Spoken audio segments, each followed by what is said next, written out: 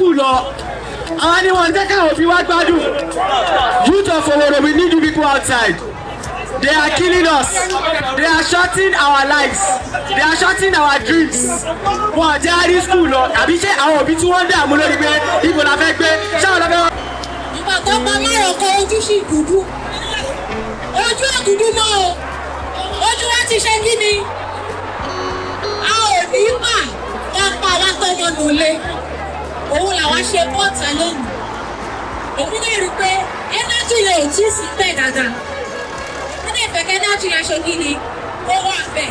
Àdàbà kí ó another challenge. Ọwọ́ náà another challenge o. Dọ́kúndọ́kú. Challenge another challenge o. Ẹ sọ̀rọ̀ sókè náà. Owerri challenge o. Owerri challenge o. Ni wọ́n lára bàbá. Sanwó-Olú ni wọ́n lára bàbá. Ọba ni wọ́n lára bàbá. Wọ́n ni wọ́n lára bàbá. Ìjòyè ni wọ́n lára bàbá. Kábíyèsí ni wọ́n lára bàbá. Àwọn tó ni wọ́n lára bàbá. Olè Tinubu Sanwó-Olú ọba Owerri ọba sá Ayébẹ̀lò Ṣètìmá Ògbówó ọba Sálúù ìsọ̀rọ̀sókè oyè sáré ilé ní gbogbo wọn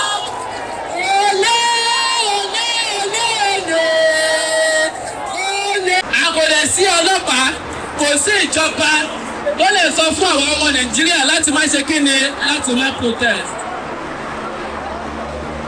Gbogbo bá ẹgbẹ́ ìbáyé.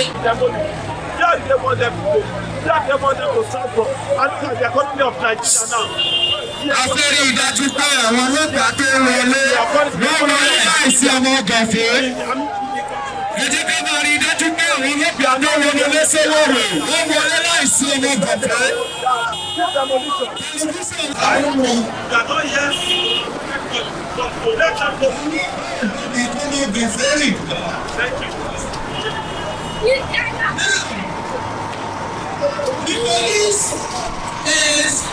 Àwọn ọlọ́pàá wà níbí láti dáàbò bò wá ni. Ẹ má wo nǹkan tó kó sọ́wọ́ yẹn ààbò ló fẹ́ fi dáàbò bò wá. Ọlọ́pàá ò kì í ṣe ọ̀tá ìlú. Ọ̀rẹ́ wa làwọn náà pẹ̀lú. Wọ́n ti wọlé ọlọ́pàá náà. Ṣé jẹ́ ká fọkàn balẹ̀? Wọ́n wà níbí láti dá.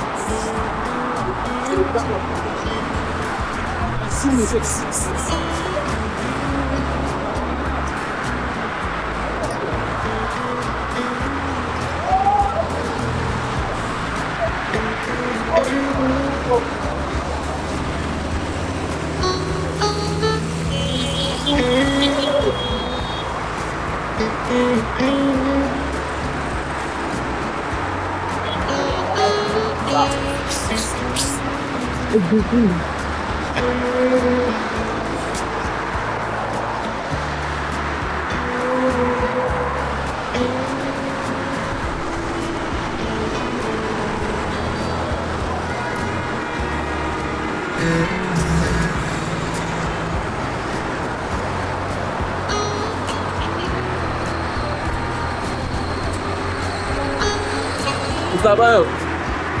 Yeah, this guy did.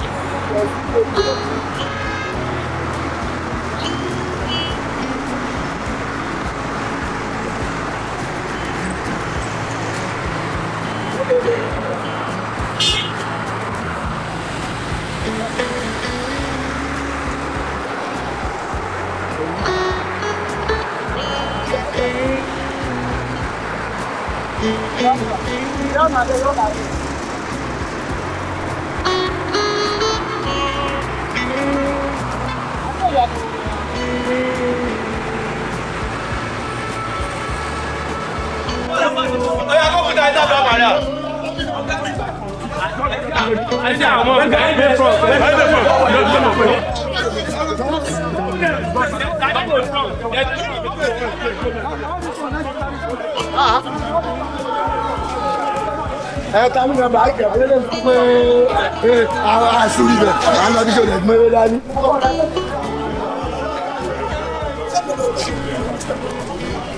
See, I have so. The guy they wrong now, but he wrong with the phone now, for sure.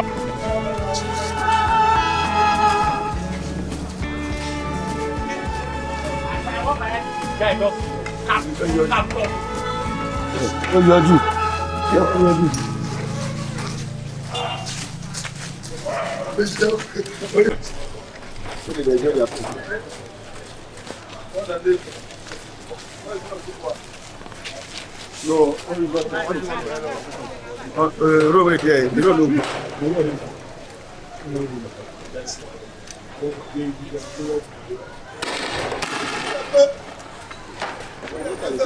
Ah, it's not for there. Put the bed. They say that one they remind us of them.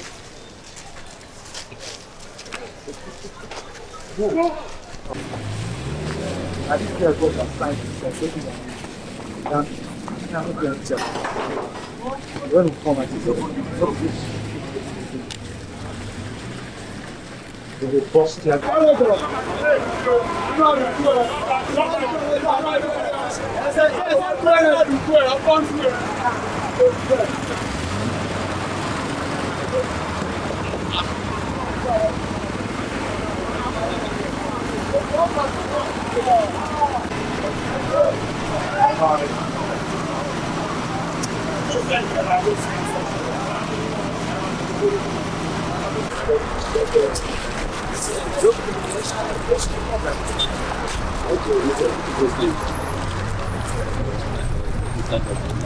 Okay.